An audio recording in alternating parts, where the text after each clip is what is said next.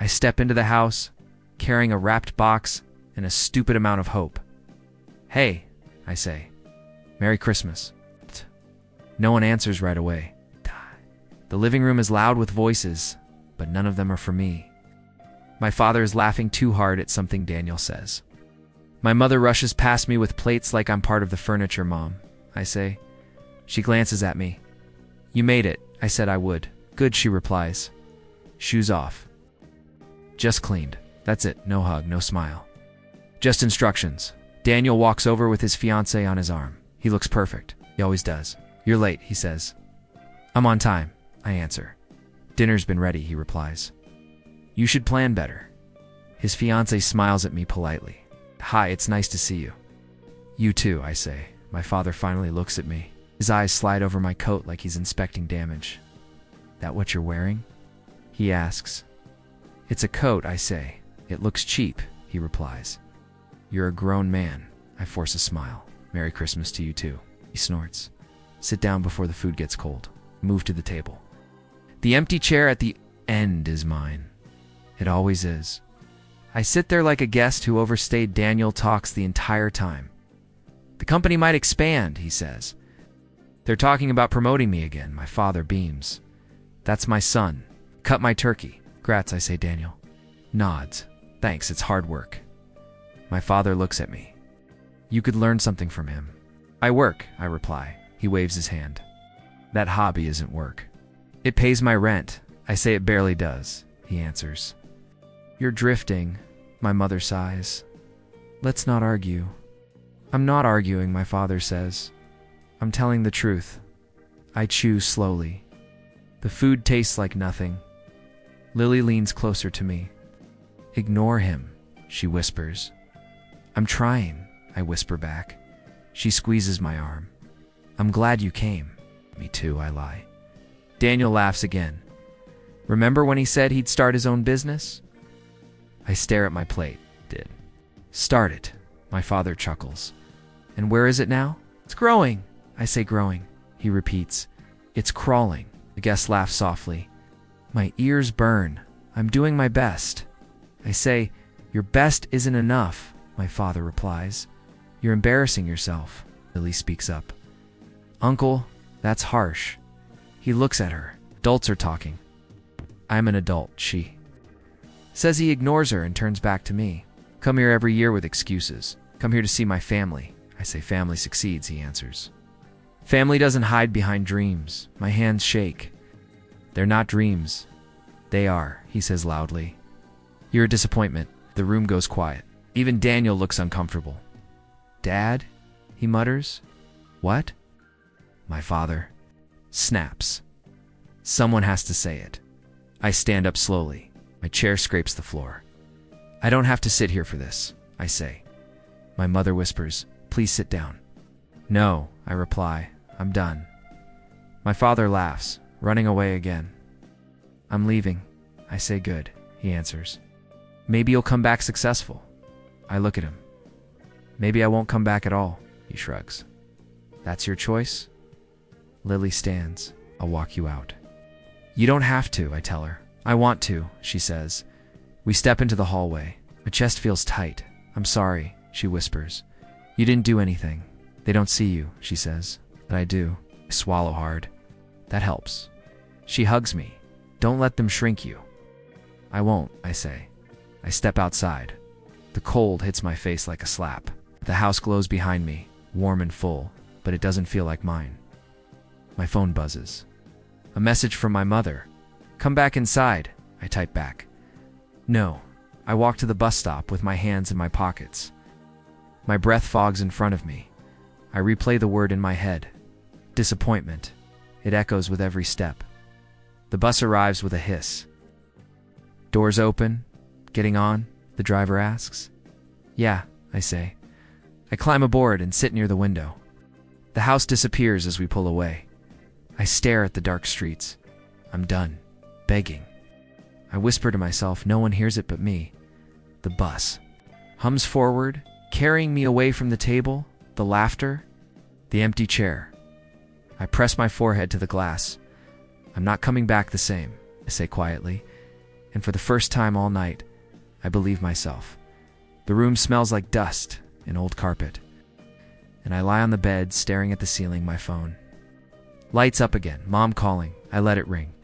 She'll stop eventually, I whisper. It stops. Then a message appears. Where are you? Turn the phone face down. The silence feels louder than her voice. I sit up and rub my eyes. You chose this, I tell myself. The heater clicks but never warms the room. I pull on my jacket and head out before I can think too much. The diner kitchen is already screaming when I walk in. You're late, the manager snaps. I'm 5 minutes early, I say. You're late to me, he replies. Apron on. I tie it fast. Grease pops in the air. Marcus slides beside me at the grill. You look like death, he says. Good morning to you too, I answer. He flips a burger. Did you sleep? Barely thinking again? He asks. I always think. That's your problem, he replies. You live in your head. I stare at the fire. It's quieter there, he laughs. No, it's not. That's why you're tired. My phone vibrates in my pocket. I don't check it. Marcus notices. Girlfriend. Family. I say same thing, he mutters. Both exhausting. I almost smile. I left them. Good, he says. I blink. That's it. You wanted applause? He asks. You walked away? Congratulations. Now what? I don't know, I admit. Then stop staring backward, he says. The grill's in front of you. Orders pile up. My hands move on their own. Chop, flip, plate. For a few minutes. I don't think about Christmas. Then I hear my father again. Disappointment. I grip the spatula harder. Marcus bumps my shoulder. You burned that one? Sorry, I say. Don't apologize, he replies. Fix it. I toss it and start again. During break, I sit outside on a milk crate. My phone shows 6 missed calls. One message from Mom. We're worried. Another from Lily. I miss you, I type back to Lily. I'm okay, she answers fast. They barely talk about you. I'm sorry. I stare at the screen. My chest goes hollow. Barely talk. About you, I whisper it out loud. Of course they don't. Marcus sits beside me. Bad news? No news, I say.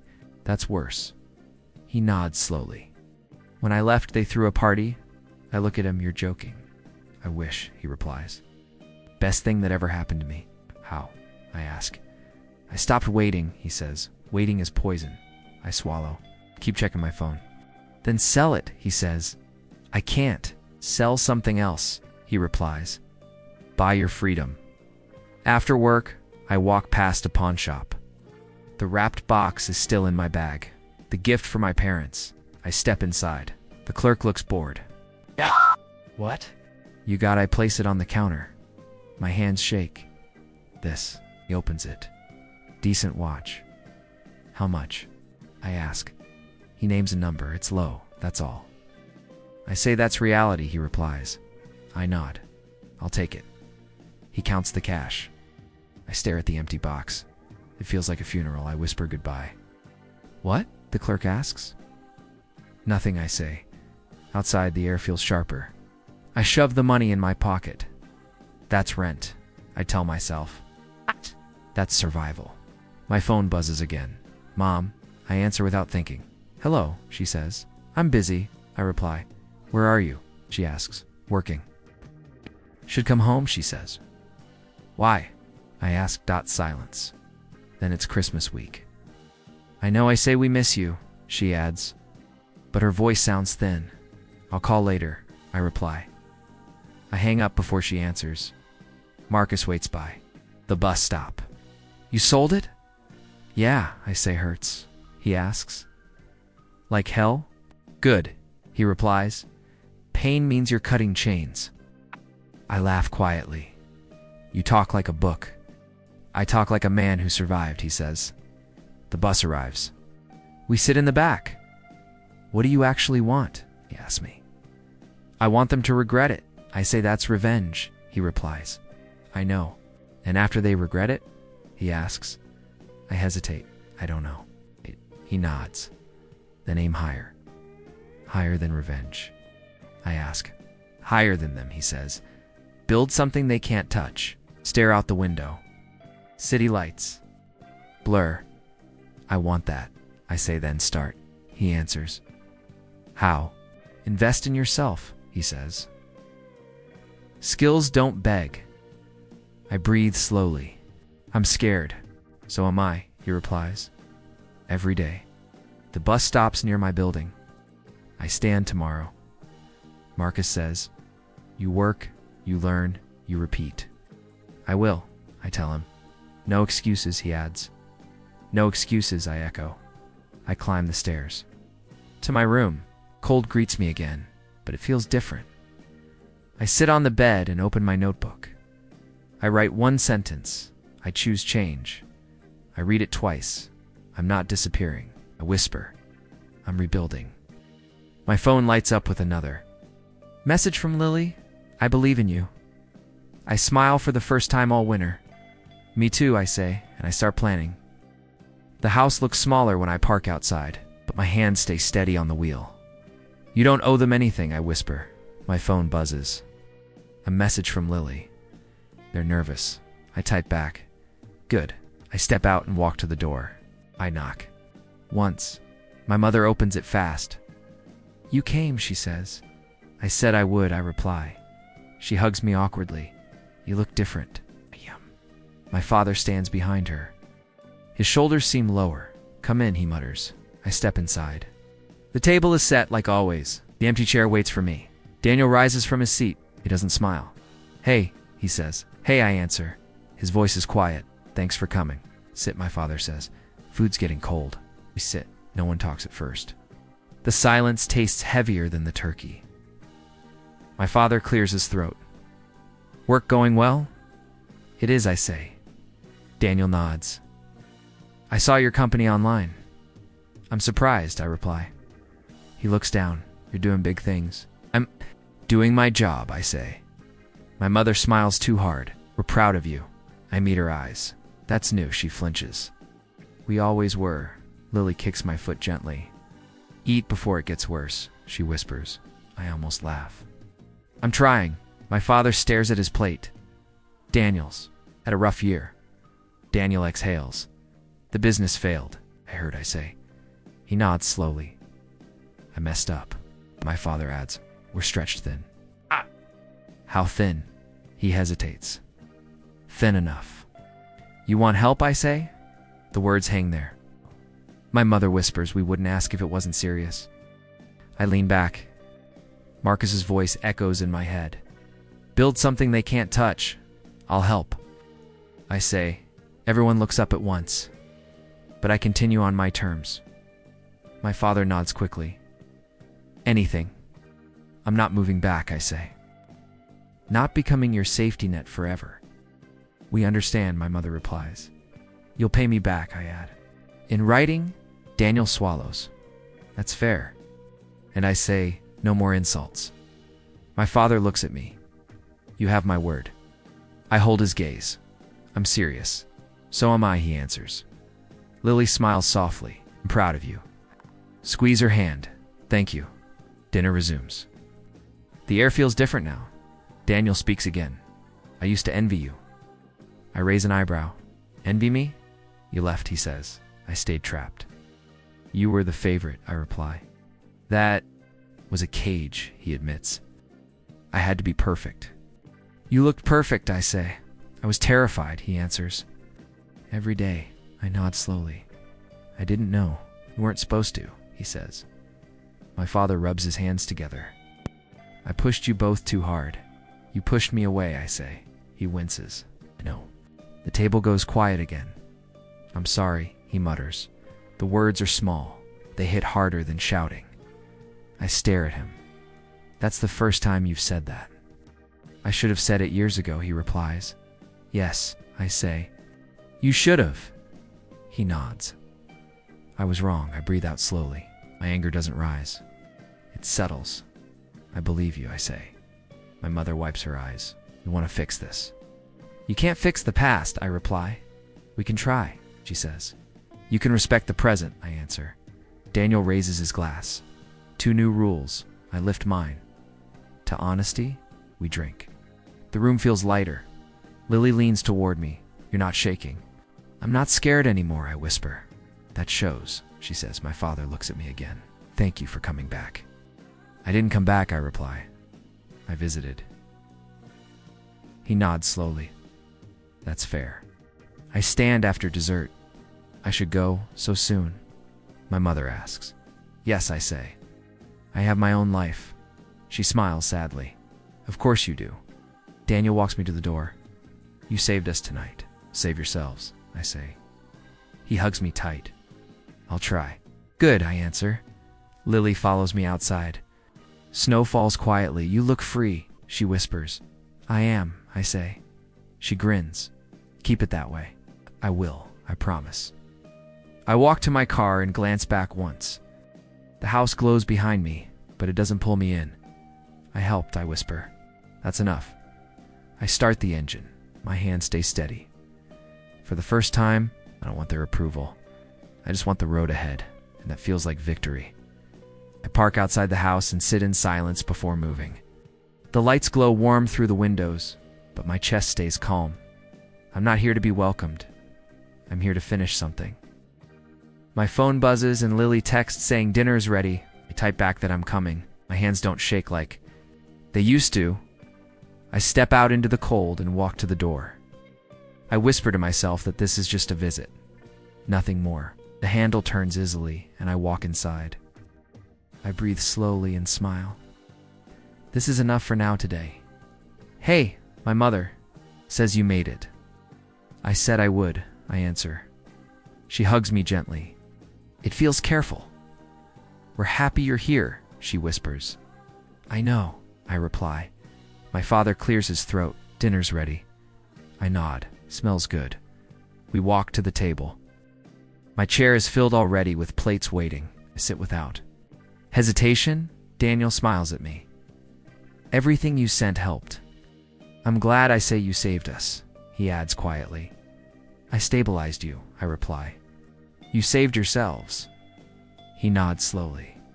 Still. Thank you. Lily squeezes my hand. You look peaceful. I am, I whisper. That's new. She says yes. I answer. Dinner starts softly. My mother says we wanted tonight to feel normal. This is normal, I reply. She looks relieved. Good. My father stares at his fork. I've been thinking. That's dangerous, Daniel jokes. No one laughs. My father looks at me. I wrote something. I raise. An eyebrow? What kind of something? A letter, he says. For you, I breathe out. You didn't have to. I did, he answers. I owed it.